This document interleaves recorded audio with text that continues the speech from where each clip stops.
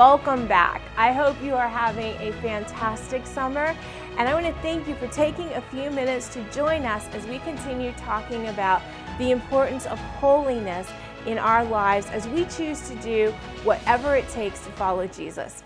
So last week we talked about the importance of spending time in the presence of God, and how as we spend time in His presence, we become comfortable with His holiness and uncomfortable with the things that make Him uncomfortable. And that helps us to become holy women of God.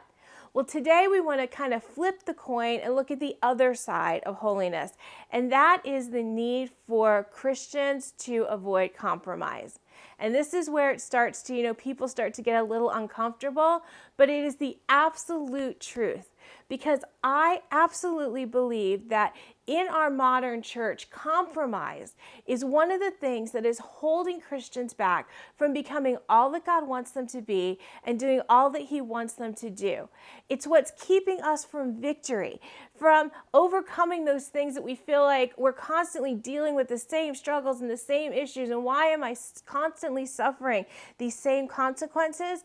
And almost always it can be traced back to compromise in our lives. And it is so important that as Christians, we overcome compromise and make the choice that we're just not doing it anymore. We are going to walk on the straight and narrow. And one of the most important reasons is because compromise weakens Christians. And whenever Jamie goes out and he talks about this in the church, I love the example that he uses. He talks about how compromise is to Christians what kryptonite is to Superman. So just take a second and let that sink in for a minute. I mean, if you're my age, you probably remember the Dean Cain Superman show of the 1990s. And you remember all the things that he could do. He could save the world. He could save Lois Lane. He could fly. He could do all these amazing things until he came in contact with kryptonite.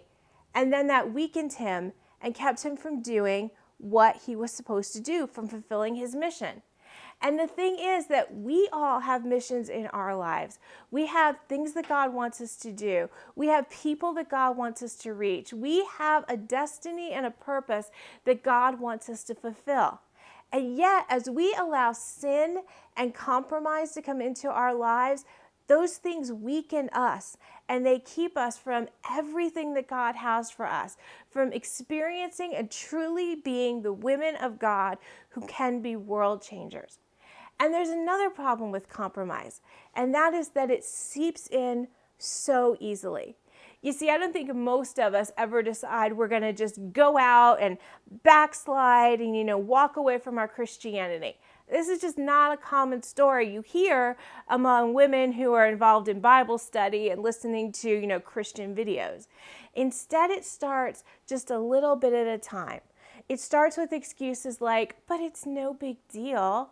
Everybody else is doing it. I mean, isn't this just a gray area? And aren't we just called to walk in grace anyway? Why are you making such a big deal out of this? But the thing is that with each little step that we take away from following God wholeheartedly, from obeying the Bible, and each little step that we take towards sin, we are getting closer and closer to the line of danger. It's very much like, say there's a cliff over here and there's a railing over here. Well, when you start stepping over that railing and you keep getting closer and closer and closer, you keep getting more in danger of falling off the cliff.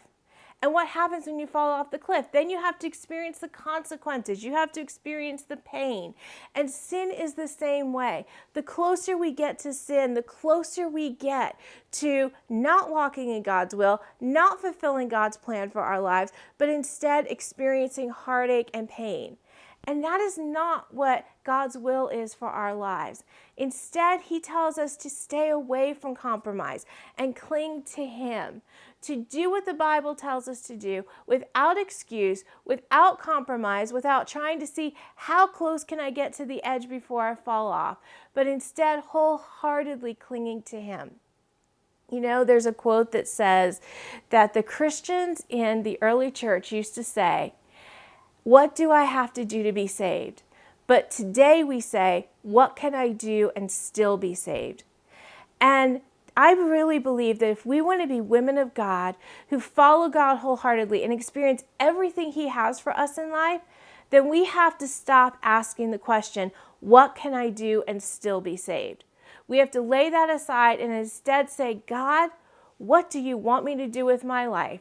And if there's anything in my life that you consider sin or that you consider compromise, feel free to tell me and it will be gone. Because we don't want to be women who live in compromise. Instead, we want to be women who live wholeheartedly following Jesus and experience everything that He has for our lives.